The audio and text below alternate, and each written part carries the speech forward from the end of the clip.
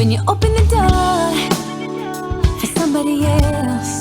Welcome into the Vaccine Conversation. You're back here with Melissa and Dr. Bob, and we're talking more about coronavirus because we keep learning more and more new things almost every day. And so I'd love to do this article next. I found this fantastic article, I think yesterday. So it's a brand new article. It's got some new ideas we haven't spoken about yet. And I learned some great stuff from this. I'm going to share it with you guys. And every one of these photos is like somebody in like a hazmat suit for every article on coronavirus. I know. So we did put a link to the study we just talked about on our podcast page already on our website. But we'll include it again. Yeah, we'll include it again. But the Stanford guy. The Stanford study. So this study is called COVID-19. The science is clear.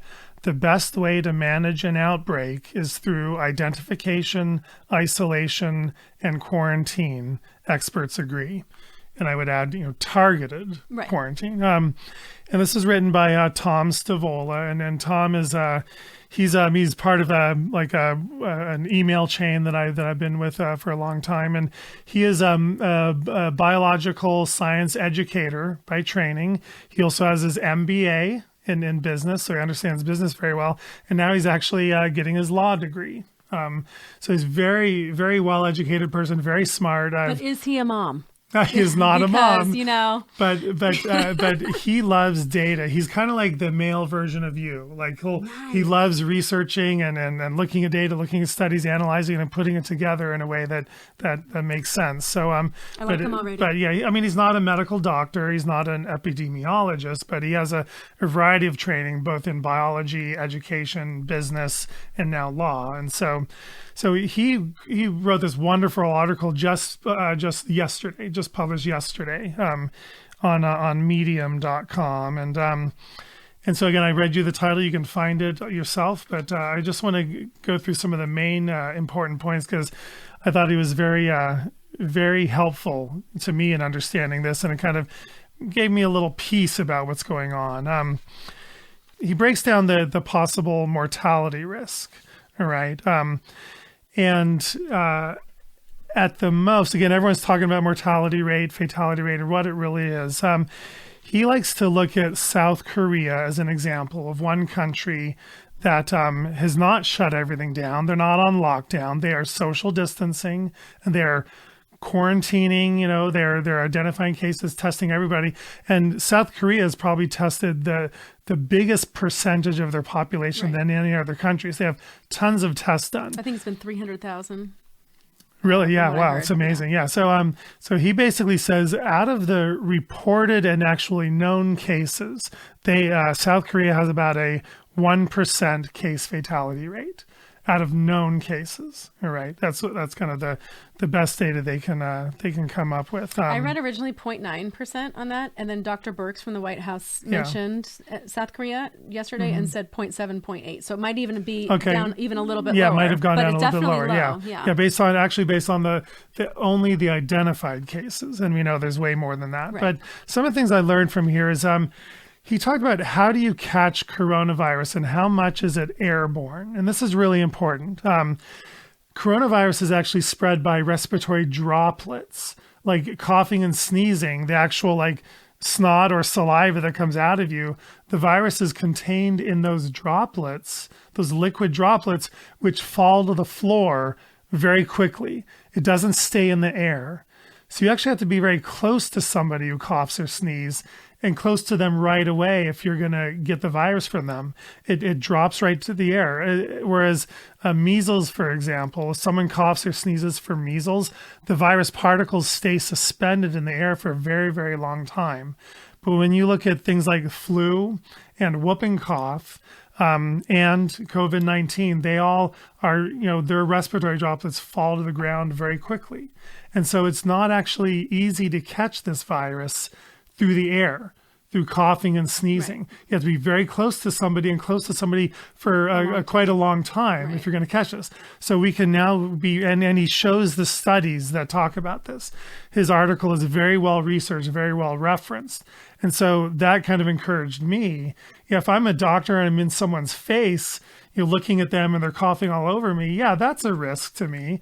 But not just being in the same room with somebody or walking through the same hallway or walking past somebody outside, for sure, is not the risk that I think the initial fear was that people were worried about. You have to be very close to a symptomatic person if you're going to catch it through respiratory droplets. And then he also talks about, so all these things fall to the ground, so the virus will stay on surfaces. So if you're touching surfaces and then touching your eyes or touching your mouth, you can catch it that way as well, because that's how these respiratory droplets are passed. But he talks about a CDC study. So CDC already studied and published 445 close contacts of 10 people who were among the first confirmed cases in the U.S. All right. So the CDC, they got 10 patients in the U.S., all positive for COVID-19, and they studied the 445 people that came into contact with those 10 confirmed cases. And this is really good data. He said 4% of those 445 contacts were members of the patient's household, okay? Family members, household members of those 10 infected people.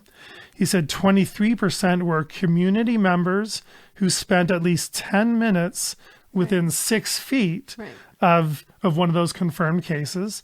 22% were community members who were exposed to a patient in a healthcare setting, but they probably weren't very close to them. They were just in the same healthcare setting. And then 50% of these 445 exposed people were healthcare personnel, right, who were involved in the care, right? So they studied these 445 contacts. The data they came out with was amazing. So they monitored all these contacts for 14 days, and what they found was only 2 of those 445 contacts tested positive for COVID-19. Only 2 of them. So 10 patients, a bunch of contacts, family members, community members, and medical personnel. Only 2 people became positive. But does it say these 2 were household members? Right, right, and those 2 people were household members, right?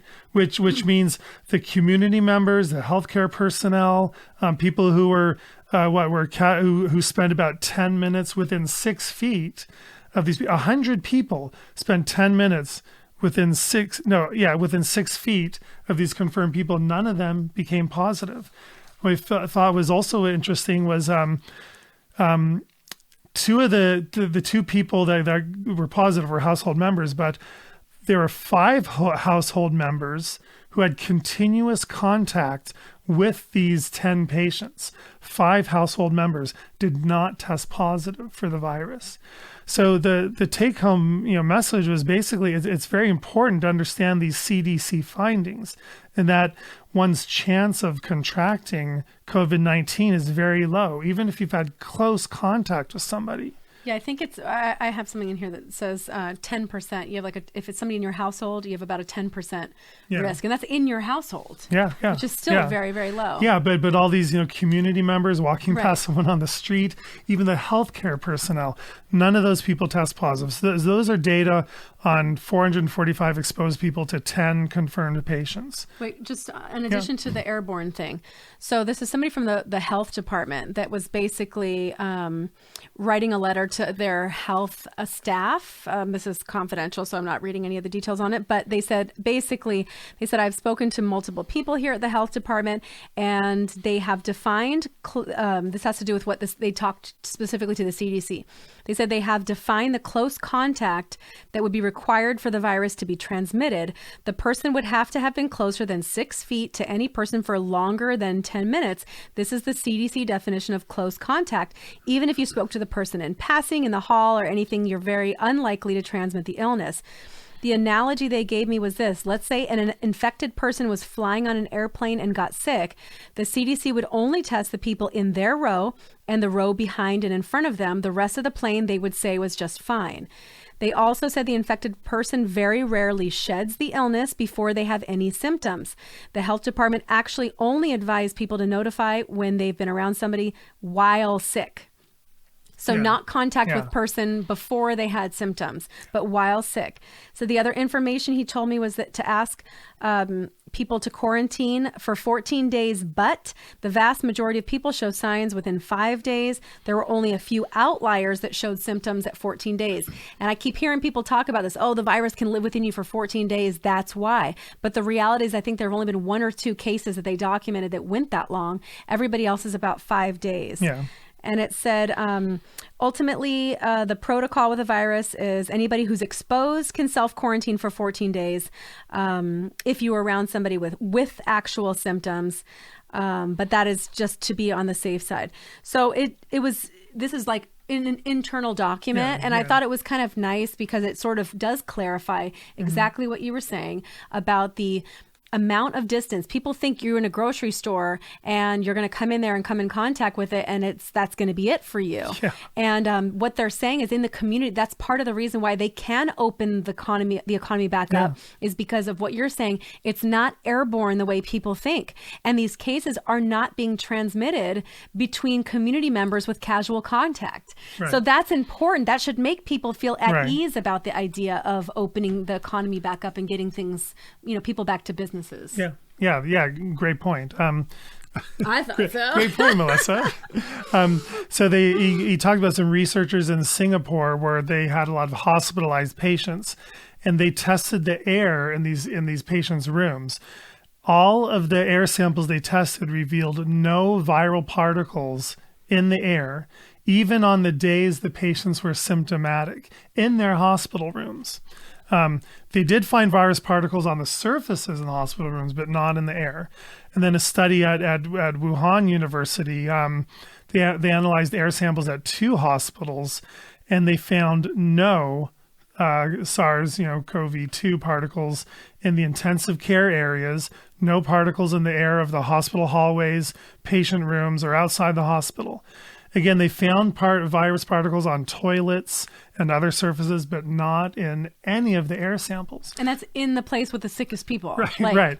So again, that speaks to why we don't need these lockdowns, like you just said. These is one of the many reasons why all these strict lockdowns and extreme social distancing is unnecessary. So his bottom line on this is SARS-CoV-2 is not an airborne pathogen per the data that we have.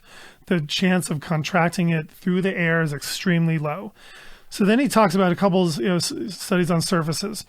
What they found so far in studies is that the CoV-2 particles will persist for less than 4 hours on copper, less than 24 hours on cardboard. It'll persist for about 1 to 2 days on stainless steel and as much as 3 days on plastic.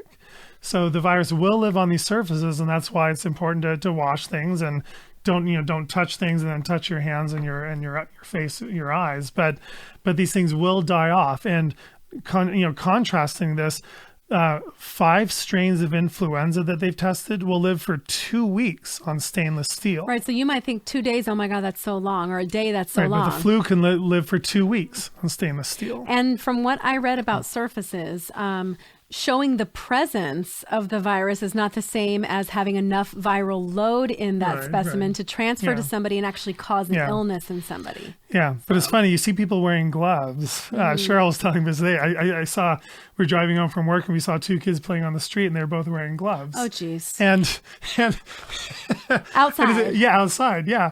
But it's funny, like, if you're wearing gloves and you're touching an infected surface and you touch your face, you're still going to get it. But wearing gloves doesn't do anything for you. It's the same thing at the grocery store, though, because people are touching with the gloves all these items that have been in the So wearing places. gloves makes no sense unless you're like a healthcare worker. You're going to see a patient and then you're going to take your gloves off and wash your hands. Because people go home with the same things that they just touched everything with. They threw their gloves away. Don't wear gloves. Don't wear gloves, people, unless you're a healthcare worker. Unless you're outside playing. Yes, yeah.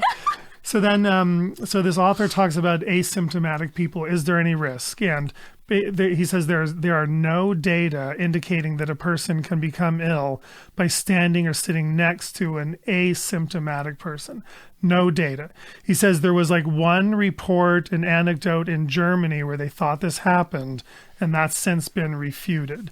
So there, as far as the data we have, there's no such thing as a contagious asymptomatic person who's going to infect people around them. It just doesn't happen based on the data they have. And he says the CDC confirms this on their website. He talks about the origin of the virus a little bit and how when you look at the genetics of this virus, it really seems like it's hard to be able to say that this was a naturally occurring mutated virus. The kind of mutations this virus had speaks that it might have been somehow artificially mutated or manufactured in a way. He didn't go too much into it, but a lot of people are concerned that this was not like a natural occurring mutation based on the characteristics of this virus. But that he didn't go much into that because that's not really the gist of this article.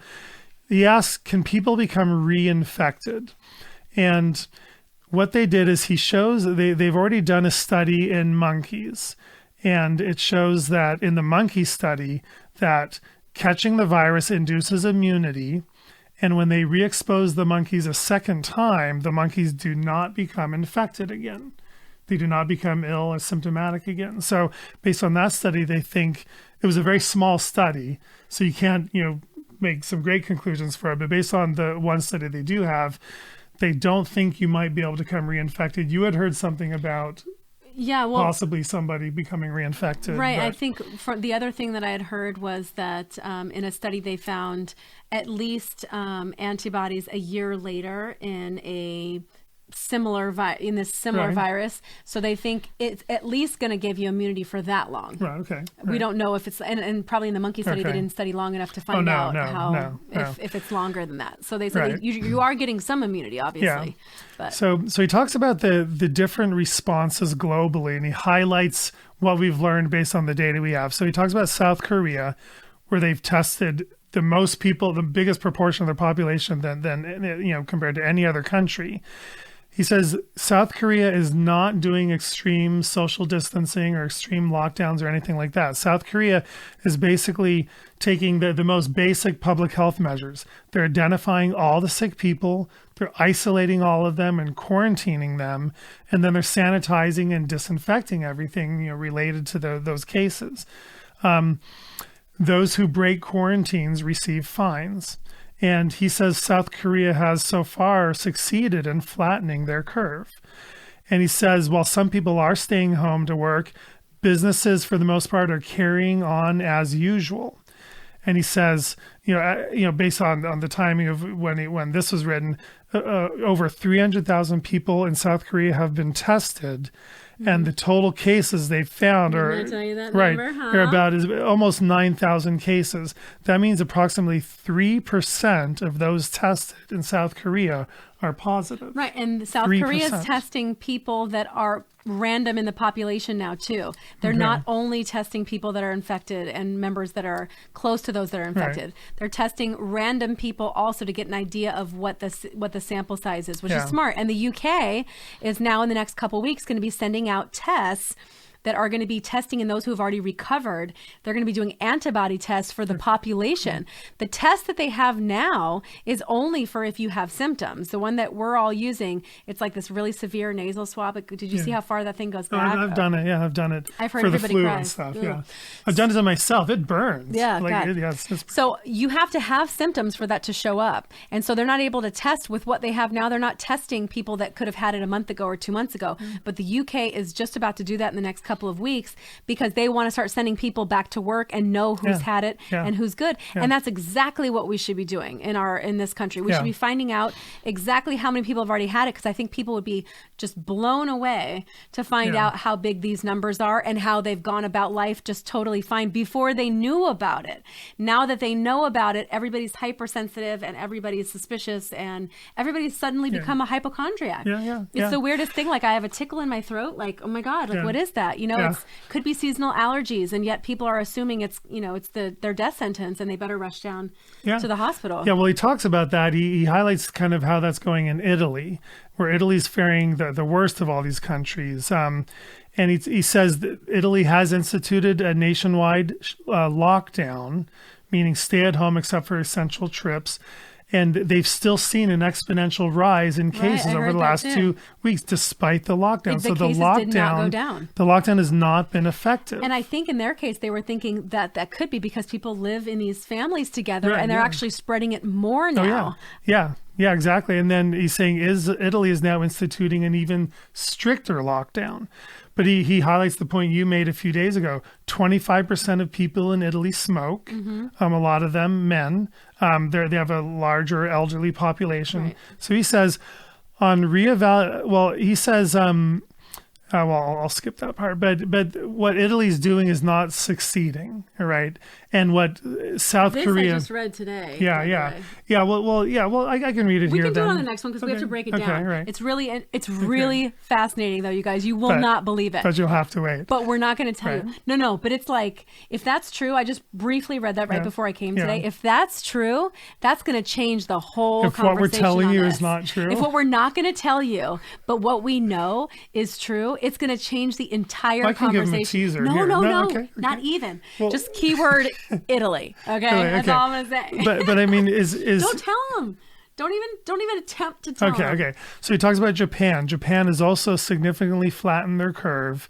And like South Korea, Japanese businesses remain open and the government has not instituted a lockdown. And so his point is... Singapore, too, did not close schools.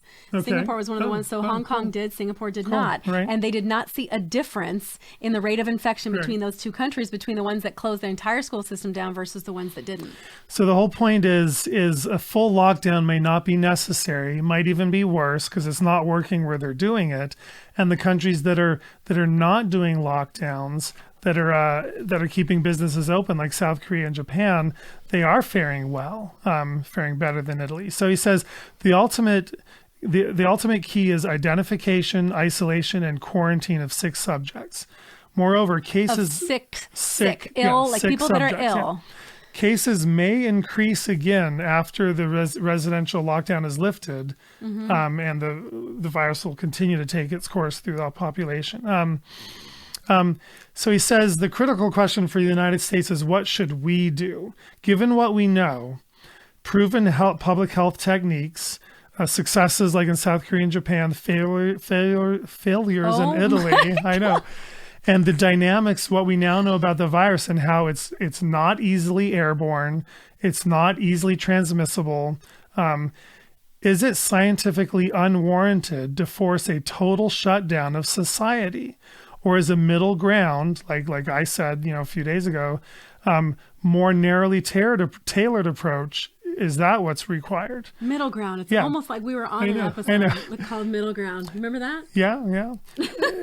Healthy, asymptomatic individuals should not be kept from going to work or being out in the public because the long-term economic consequences could be very severe. He says, in the U.S., as of yesterday, his numbers are basically 35,000 currently confirmed infected. 98% are in mild condition. This is the United States. 2% are serious or critical. We have about 450 deaths so far, which gives a case fatality rate of about 1% out of the confirmed cases. But also... Right? But let me stress, 98% in mild condition, people. Okay, well, can we just even address this whole deaths with COVID-19 versus deaths from COVID-19? Oh, yeah. I've heard a lot of medical professionals some of that talking about you may, and there have been cases of people with COVID-19 and influenza A, and if that person dies, they're going to say they died from coronavirus. But somebody could be positive for COVID-19 and have these other comorbidities. Die of a heart attack. And then they're going to be listed as dying from coronavirus. Yeah. And so that's kind of we shouldn't tease on the thing. Okay, I'm not going to say it. But I have heard specifically medical professionals say the difference between dying with coronavirus and dying from coronavirus. They are not the same thing. So even with the deaths in the United States at 458, whatever that was at the time of that article, even those numbers, that is not necessarily saying every single one of those people died specifically from coronavirus. They were totally healthy before they got it and they died. So we have to, keep that in mind. We don't know all the other circumstances with that person. Yeah, so he gives us a little reassurance. You're so impatient. Sorry, well, this is a good article. Like, let me get to my next point. Well, no, but okay, so wait, Dr. Bob got to do his own article this time, and as you can tell, he's very excited. So when he told me about this article, you know what I chose to do, you guys? I chose not to open it. Okay, yeah, well, no, so I texted it to her. I'm like, this is a really good article. But you didn't even read it. I know, but I'm like, but I haven't read it yet, but it looks really good. So she's like, so I think what you said, I said, did you read it? Yeah. Like today, and you're like, I haven't yet, but I'll check it and see if it's good. Then I remembered how busy you are, so I'm like, don't read it yet. Let me read it first. No, you didn't say that. And I'll tell you, I thought it. No, okay, well, no, I wasn't going to read it anyway because I was super busy. But what I'm saying is, I didn't open it on purpose just so that he could have this article to lead it and go through it. And so he's a little antsy. He's a little excited. God forbid we take a pause for a second. He's ready to hop back into his little, look at all these little X's and he highlight. Oh, you can't. Oh my God. You can't see. Oh yeah, see highlighting and X's and stuff. You guys, this is what quarantine does to Dr. Bob. Yes. He's become an excited student. So just breathe, okay? You got your time. Don't worry. Right. Nobody's going anywhere. In Washington State, that was the first hard hit area of this outbreak. Washington State has reported very few new cases over recent days, indicating a significant slowing of the rate of increase. Because it's a bell curve, again, and it drops. Right. And he says Washington State did not institute a lockdown or stay-at-home order. They did close public gatherings, but according to the author here, and I don't know for sure, but he says that they did not institute a strict stay-at-home or a lockdown. So again, his conclusion is narrowly tailored measures with identification, isolation, quarantine, disinfection, and then using therapeutics when someone is sick. Well, he talks about those who are 70 years and older, and he really wants to stress this, that as we're doing all these other measures, identifying and quarantining, and he says we really do need to be careful with those who are 70 years of age and older, those who are significantly... So people like you. Right, I know. Those who are significantly immunosuppressed. We do have to exercise caution with them, and maybe they should remain at home, voluntarily. And even after the economy opens back up. The idea that even after that point, you might want to take it a little more careful. But he says we do not need to quarantine so I like this quote. We must identify, isolate, and quarantine sick people, not quarantine the entire population of mostly healthy people. Okay, you're reading a quote. I know. You have to make sure. I know, but that's his whole point. We should not be quarantining an entire population of healthy people. And in the case of Italy, stay-at-home orders could actually make things worse. The science has shown that community spread is not the issue with this virus. So I just thought, I don't know, there's so many good scientific points in there that basically back up everything we've been saying and everything that so many medical professionals all over the world have been saying. And now that is good to kind of have all the science there in one article. And he has I think 30 or 40 references here that show you the studies that he was getting all these data from. So you can read them yourself if you want. But how do you feel? Thank you. How do you feel, Dr. Bob? I feel good. I can tell. No, but I feel better. I felt a little weird walking around the store, and I didn't want to get too close to people. And making sure if I heard anyone coughing, I wasn't going to go down that aisle. I guess, honestly, now I can kind of feel a little bit less paranoid. Wait, what if that aisle had gluten-free cookies, though? Would you still need to because they're avoid sugar-free too. Yeah, sugar-free. There's no sugar in gluten-free food, right? But it's weird. The U.S. Surgeon General, I saw a tweet by him where he's like, everybody just needs to assume they have the virus. And I'm like, what a weird thing to ask everybody to think. You're totally healthy. You're not sick, but pretend you are sick. Let's assume you're sick. All your kids are sick. Everybody's sick. Everywhere is sick. That's crazy. It's like, it's just a very weird thing to convince everybody that it's not safe to be around other people. It's not safe to be around your family members. The world is no longer safe. Every stranger's a potential risk. What's this going to do to the way that we interact socially? If this was a deadly disease for everybody, people would be treating each other like that. But to treat each other like that over a disease like this, but most people are not sick with it. I know. The vast.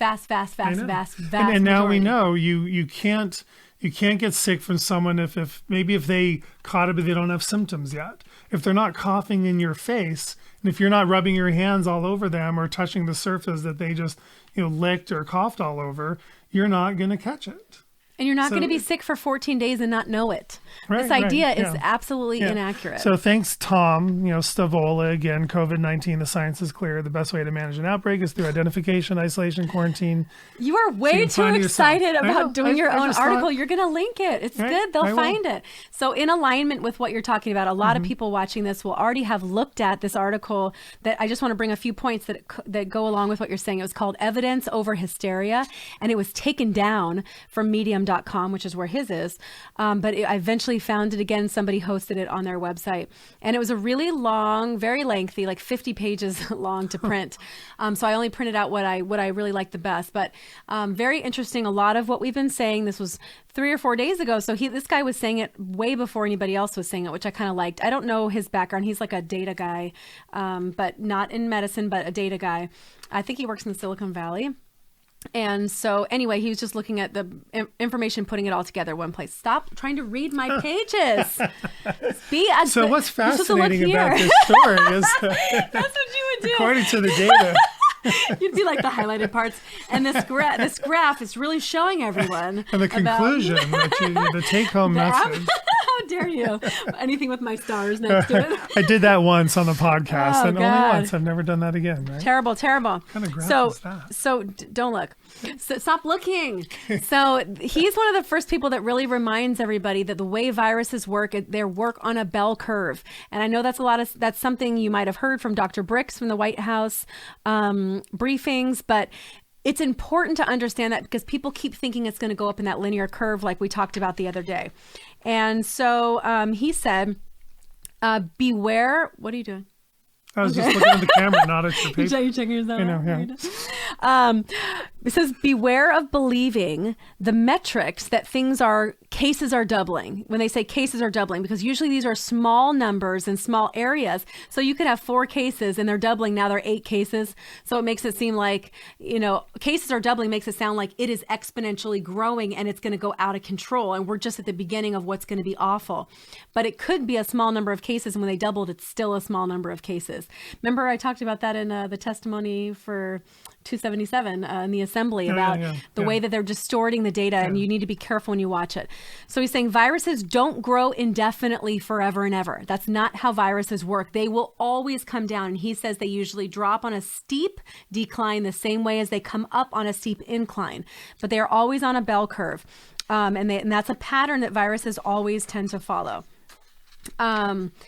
And it's a dominant trait of outbreaks, and they don't go on forever and ever, and they accelerate, plateau, and then they decline. This is represented in Farr's law, if you want to go into some scientific background.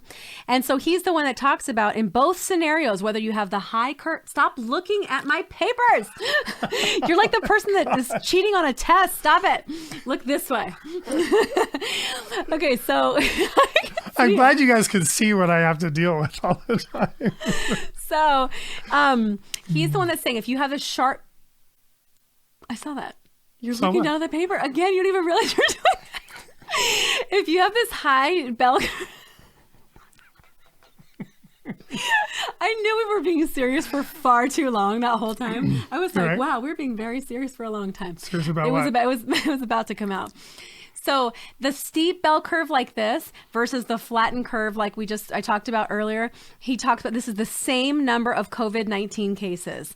And he said, unfortunately, when they talk about flattening the curve, they're actually not including all the other downside risks or the costs of implementing this. It's ignoring the idea of an economic shock to our system, which is something we always have to pay attention to. Okay, so here's something really interesting. Dr. Paul Auwaerter. Want me to read it too and then see if I can pronounce it? I want to say Atwater, but that's not his name. But Auwaerter. Anyway, Dr. Paul is the clinical director for the Division of Infectious Diseases at Johns Hopkins University School of Medicine.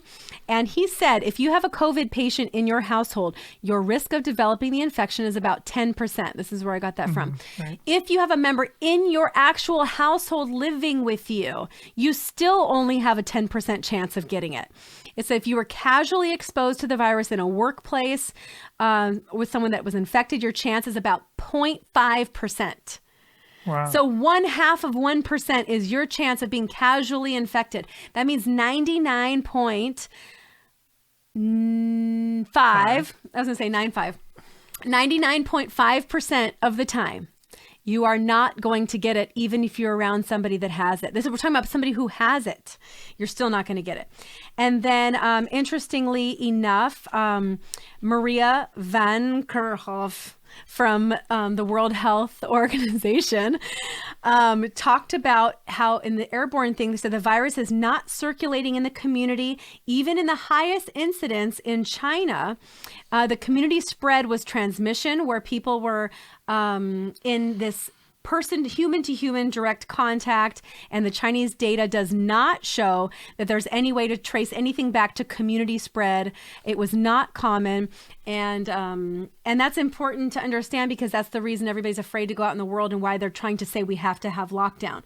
As it relates to the asymptomatic carriers, this is important because this concept of children being silent carriers and children being asymptomatic, and so you don't really get it, but they're holding this lethal disease, just waiting for these elderly grandparents to unleash it. It's kind of like the same concept of healthy, unvaccinated children that have all these other diseases in their back pocket, and they don't. So what they're saying about asymptomatic transmission, and this is what really has been bothering me about this, is people assume that means they had no symptoms at all. And what even Dr. Burke said is people that think they have no symptoms, like as in they're not severely bedridden, they have symptoms. They had a slight fever. They had a slight sore throat. There were things that led them, but we're so used to, like you're saying, with common colds, you're so used to downplaying that and still going about your life, which is where the danger comes, because we're now learning, people are not learning how to keep themselves when they're sick away from other people. It's not that the healthy people are at risk of transmitting this to somebody else because they don't even have it. Now everybody assumes everybody has it everywhere. But so it says they've had these different studies about asymptomatic carriers with this, and said the World Health Organization says only 1.2% of confirmed cases were asymptomatic. That's confirmed cases. And it says it's important to note there's a difference between never showing symptoms and being pre-symptomatic or mildly symptomatic. And the media is promoting this narrative that is unproven. It said almost all people end up in the camp of having mild symptoms if they're asymptomatic, in the way that the media says, within 5 days. It's never you have no symptoms at all. And I think it said it's very unlikely for individuals with COVID-19 to never show symptoms. So please don't think that the person who looks healthy, that was your cashier at your grocery store, is secretly harboring this, because that's what they're trying to get everybody to think. And this is why I wonder, how is everybody going to assimilate back into the world again? Everybody they're going to look at is going to be a potential risk or danger or suspicion, which is, that to me, that concerns me. He brings up this point about airline staff, which I find really interesting. Airline staff being in a contained environment would be the most likely, next to healthcare workers, to be infected with something like this over the last couple of months. But what they have found is only a handful of people have actually tested positive. And so that is just more and more proof that you have to have direct contact, because these workers were not wearing masks. They were not using gloves. And this was before all this happened. Airline staff, they were still not testing positive. So that means they were not with closed environment. We're talking about an airplane with a circulation system. They were still not testing positive. And so, let's see. Also, the declining fatality rate. I didn't even quite realize this. As you see the number of cases increasing, people assume the number of deaths are increasing also. But what they're not paying attention to is the fatality rate, again, incorrectly calculated based just on confirmed cases. But still, that fatality rate that they're giving us has steadily declined every single day. So even though the number of deaths is going up, even though the number of cases is going up, the rate at which the total total cases compared to the number of deaths is decreasing. And so we originally started off with the United States with 4.06. This was March 8th. And by March 20th, that was down to 1.32. So that had gone consecutive days that had been decreasing. So that's something to pay attention to also. I mentioned in Singapore, they did not close the schools. Hong Kong did. And they did not see a difference in the spread of the disease or the infection between the two. So there really is not enough proof to say that closing our entire school system is doing anything to stop the spread specifically of COVID-19. And he suggests we should open up public spaces, saying shuttering the local economy is not only annoying millions, but bankrupting hundreds of businesses. The data is overwhelming at this point that community-based spread and airborne transmission is not a threat. I'm going to repeat that. The data is overwhelming at this point that community-based spread and airborne transmission is not a threat. And it says evidence from South Korea and Singapore show us it is completely possible and preferred to continue on with life while making accommodations with this tailored identifying cases and quarantining. And it says, with businesses, there are too many people that are, the working population has been continuously impacted because having to stay home and care for their children now that schools have been out is stopping people from even from essential businesses, from being able to do their work, including healthcare. There are healthcare workers that have not been able to go to work because they don't have somebody watching their children. So that's something to think about as well. And this was called evidence over hysteria. Okay, and so the last point on this that I want to bring up, see how much faster I go through my articles? So the CDC is giving a worst case scenario of half of the country getting this, which would be 50 to 60% of our country getting it, which is 150 to 200 million people. Okay, that's their worst case scenario. China's infection rate compared to their population and them being exposed was 0.006% of their population. 0.006. Oh, seriously? The CDC is estimating for the United States that we're going to have more than 30% of our population. And based on data we've seen in other countries, it did not happen that way. Even on a cruise ship that was contained only 20%, and that was a cruise ship, not open air environments. So half of our country is not going to get this. I looked at data with influenza. Every year, 5% of the population is getting it. 5%. And the way that you hear about flu season is it's everywhere. So that's 95% of people are not catching the flu every single year. Okay, so think about that. We are not going to have our entire population or half of our population catching coronavirus either. So this is called Evidence Over Hysteria. It's a really long but really good article. I will find the new link to add it to our podcast on this. Is that the Johns Hopkins guy? No, this is the data analyst guy. Yeah, sorry. Right. But everything is cited to reference other studies that I had already been looking at already. Yeah. Did you have the to finish off with this one? I do, yeah. Good. Yeah. Okay, so why don't we finish off with our last article, because I know this is a lot of information and we've been going for a while already, and we'll try to go through this quickly. This is from the New York Times saying, is our fight against coronavirus worse than the disease? Now, this is the one that's the director of the Yale Institute, because you had referenced Yale last time, talking about the experts. Yeah, so this is the Dr. Katz, and he's the founding director of the Yale Griffin Prevention Research Center. So again, somebody who has the first thing you picked. He has the qualifications for speaking out about this. As everybody that we have shared also does, which is why we share them, because we don't just pick random thoughts here. Exactly. We're picking well-sourced, data-driven information the same way we do things. Well, you circled way more things than I did. Right? Well, here's something I thought that was interesting about this article. This is the New York Times, remember, which is tends to be very liberal on the vaccine issue and very pro-mandate. So it was interesting to hear this perspective. I was pleased that they were so open in what they were sharing. But he's talking about, stop looking at my paper, just listen. I think you're just might have to accept the fact that I'm going to look at your paper. Okay. That's like you. We're already in our 14 days. We might as well accept it. You're like one of those people, huh? It's just, well, we're here. We can't do anything about it, so we might as well accept it. Stop trying to change me. Don't change me. Okay, so it says if a germ can't secure its hold on your body no longer serves as a vector and sends it forward to the next host. This is true even if that next person is not yet immune. When enough of us represent such dead ends for viral transmission, spread through the population is blunted and it's eventually terminated. This is called herd immunity. Okay, so this is a description of herd immunity, how it works. The germ has to move on to an available host. But what happens is once you get it, that germ is not able to replicate in a way that goes on to another host, even if that person is not immune. And this is how we blunt the spread of infection. This is partially why, like we said on our last live, the UK chief scientific advisor was hypothesizing that the population catching it and developing herd immunity was the best way to go. And the Netherlands has also adopted that policy, by the way. This idea that maybe we need this to happen because this is the only way that we can blunt this and eventually terminate this. Right. This is herd immunity. Yeah, but the UK ended up not adopting that. They didn't not totally. They kind of did a half version, I'd say. But the Netherlands did, and I want to look more into that. Mm-hmm. Yeah. So it just said basically that coronavirus actually has a good potential to use the herd immunity approach compared to other things. And part of the reason is because it doesn't affect children.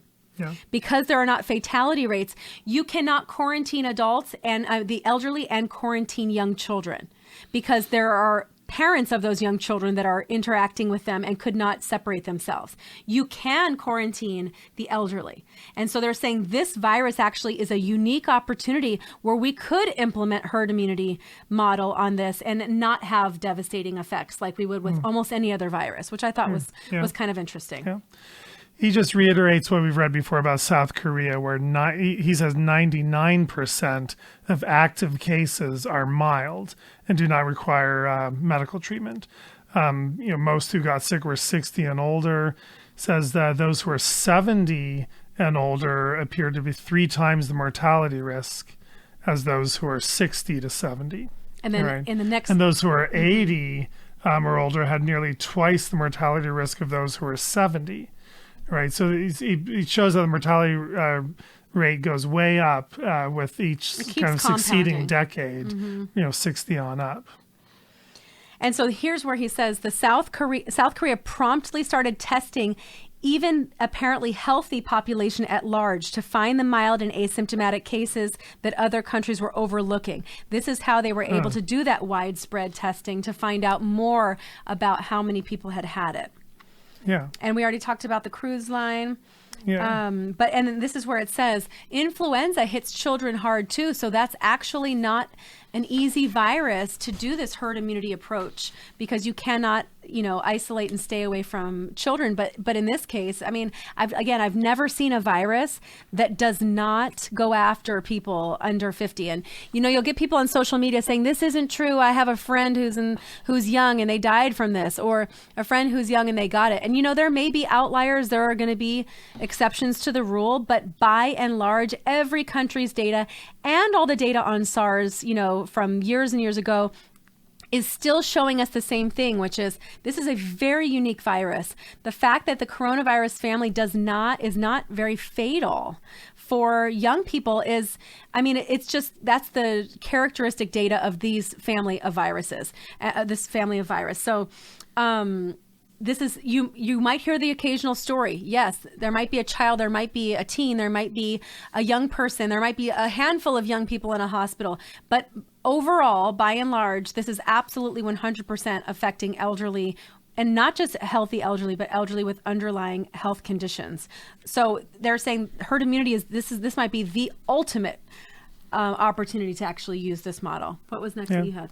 Yeah. Same thing. I mean, it's interesting that this article is filled with all the things we've been saying before from other articles. Right. And this is from a Yale professor. So I'm almost not sure if we even need to repeat. Well, this is a good quote. It says, I'm deeply concerned that the social, economic, and public health consequences of this near total meltdown of normal life, schools and businesses closed, gatherings banned, will be long lasting and calamitous, possibly graver than the direct toll of of the virus itself. Right, and that we've seems been to, saying that that's the seems to be theme. what Right. President Trump is now saying as well. Right, and he says the unemployment, impoverishment, and despair likely to result will be public health scourges of the first order. So like you're saying, this is going to come back around to health, come back around to science and medicine, come back around to potentially deaths and poor health outcomes, which was the original reason we're doing all this, was to prevent that.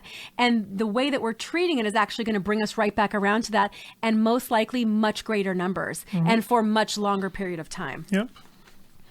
What else did you like? Yeah. So Anything? Well, Huh? well, he said he's concerned that if we do succeed in slowing down coronavirus, then he asks, when does the society-wide disruption end?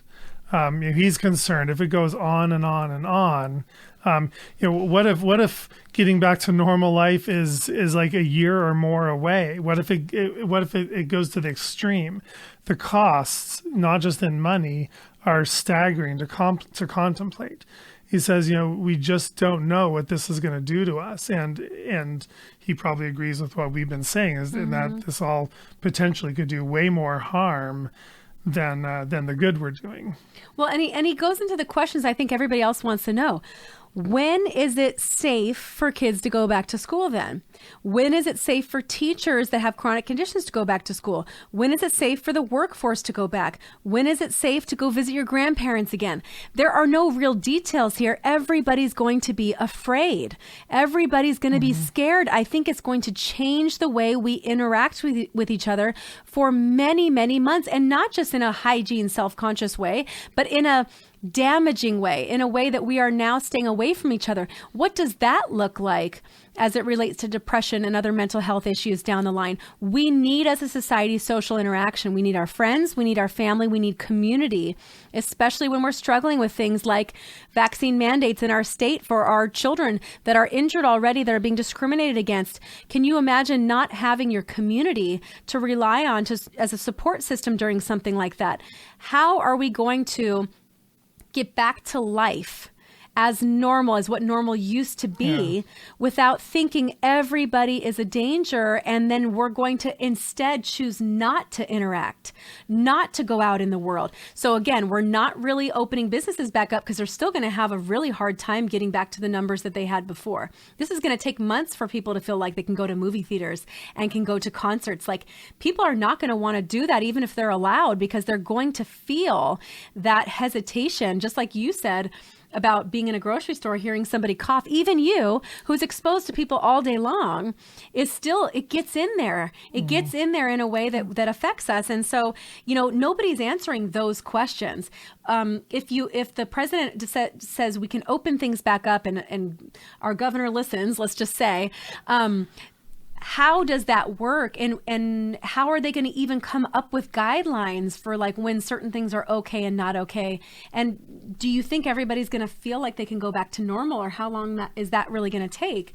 I mean, there's an emotional side to this too. It's not just about the economic. There's an emotional side of reassimilating kind of back into the world. I mean, it's weird right now when you see people together, even in a group of 2, 3, 4, 5 people. It's like you're waiting for somebody to like look around and say that that's wrong, or you shouldn't be doing that. Or, I mean, it's unreal, kind of the place that we've gotten to with all of this. I wonder how long it's going to take us to get back. Yeah, I found Cheryl and I took a walk on the beach today. I did find myself observing other groups of people. Yeah. And like we walked by these 6 teenagers that were hanging out way too close together. And were you judging? And I thought to myself, like, oh, that's interesting. But then what you said to me, like I saw a parent and their child walking by, and I remember what you said to me the other day. And so I totally like looked at them and smiled at them and just, tried to, I didn't say hi, but I just looked and smiled. And I don't know, but no, I totally find myself wondering about all the people that are walking around. What are they thinking? Not why are they there, but like, what are they thinking? Are they worried? What do they think about me? Are they looking at me funny? Are they like, we're trying to walk past somebody like on the beach, and are they like taking sort of a wide curve around me? Are they walking right past me? I kept noticing everyone's, individual types of behaviors. And it's almost suspicious though. It's not in a calm way. It's almost like you're dissecting and analyzing, and you're really laid back. So Bobby Kennedy's wife, Cheryl Hines, she was, I follow her Instagram because she's so funny. She posted a video of their season wrap party that was from last year, but she posted it and she says it's last year, but a lot of times on Instagram, you don't read the text. Mm-hmm. And so to see that many people together in a video, I'm telling you, it was weird. And she wrote back to me and even said, that's why I posted it, because it's weird looking at it now. A group of maybe 30 or 40 people all getting together for a group photo for just seeing people together. There were people commenting on there, you guys are standing too closely together. And they were serious because they thought it was new. Wow. And I'm thinking, this is going to be the new normal. It's going to be odd to see people together. I mean, obviously, eventually that'll go away, but I wonder how long that's going to be. Because even I, as I saw that video, I was like, oh my God, that's a lot of people together. And you're thinking that's never a thought that would have come into my mind ever in my life before this happened. And I feel like this is going to change the way everybody looks at it. And I worry that it's permanent. I worry that kind of, psyche in this is going to be permanent. So, I got to pull myself out of it. Yeah, snap out of it, Dr. Bob. As fast as we can. Yeah. I mean, all this stuff actually, we actually have already talked about. Yeah, I mean, it just says, healthy people should return to jobs and school and theaters or restaurants can reopen. He, again, is advocating, this Yale professor is advocating for a targeted approach to help, protect the most vulnerable, use appropriate measures, don't overwhelm the healthcare system. Everything we've already been saying, but just, coming from a Yale professor. Oh, well, but he says, a pivot right now from trying to protect all people to just focusing on the most vulnerable remains entirely plausible. But with each passing day, this kind of shift becomes more difficult. And this was 3 days ago. Right. And so that's why I'm really glad to see that the president is already talking about trying to shift away from this and not give an actual date, but saying that that's what he's mentioning Easter hoping to move towards, because again, I think he's right. And then we continue to take the targeted measures. And meanwhile, our hospitals are ready for the sick people that they do encounter. And they don't have mild people taking up space there that can convalesce at home, which is something people just don't feel comfortable doing anymore. Are we out of articles? No, I mean, no, I have this other stuff that had some data, but I think you guys have had enough. It's been an hour and 40 minutes. Tell us if you've had enough. I don't even know. Can people even comment? They've been commenting. But it's not like I know, Facebook but I've been reading your comments as you guys have posted them. Oh my God, you can see that far? I can see that. Yeah. Whoa. Yeah, you can amazing. You have superpowers. Okay, so an hour and 40, I think, is plenty of time for people to talk about this. I'm sure you guys have been looking through every article on your Facebook pages and Instagram pages, and it's overwhelming. There's a lot of information. There's so many things to read. Even I probably need an internet break tomorrow because I have just been in deep research mode for the last couple of days. We will post the links to these on our podcast information summary of the episodes. Yes, on our website, there's a podcast tab. On our website. Yeah, and you'll see. I'm not doing them on Facebook anymore. I'm just doing it on the website. No, but I mean, if they go to iTunes and they're listening to our podcast, in the description, they'll have the link to take them. Yeah. So on our website podcast tab, you'll scroll down to the very end because it's all in order. You'll see all the links to every article we've done on coronavirus so far. So. And I don't feel like we were very entertaining today, so I apologize. I feel like we were really boring, in fact. But for me, a lot of this was new information, especially I mean just new ideas, new information. So I love learning this, and I feel better I feel better about the medical situation. I feel continually concerned about the situation in our countries and the overreaction to this in our state, and hopefully wiser minds will prevail. And I hope that we can access this stream later and see comments and maybe write back, because I haven't been able to, I can't write back to these after on Facebook since this is not on Facebook. But we're also recording it. So No way, that was epic. So SV liked it. Thanks, SV. We're going to make some little video clips of this that I will put up on my Facebook page as well. And look at as it's dwindling down. People are saying goodnight.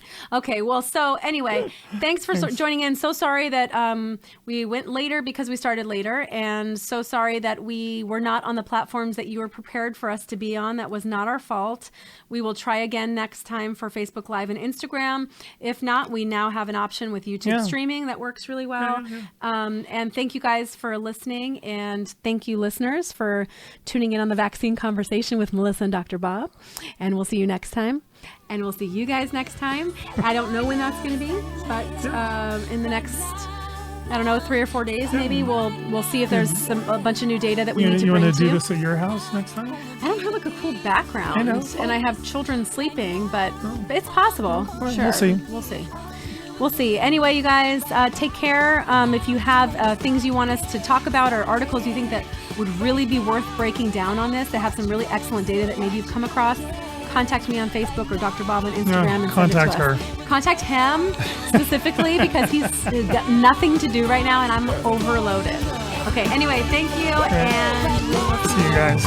We're gonna be the peace we wanna see in the world.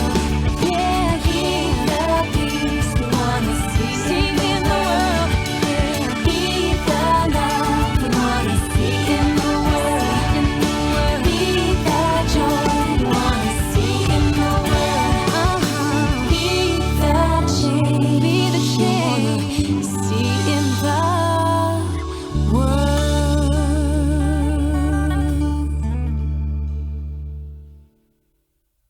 The information in this podcast is for entertainment purposes only. It is not intended as medical advice. Always consult your healthcare professional for information on vaccines and infectious diseases.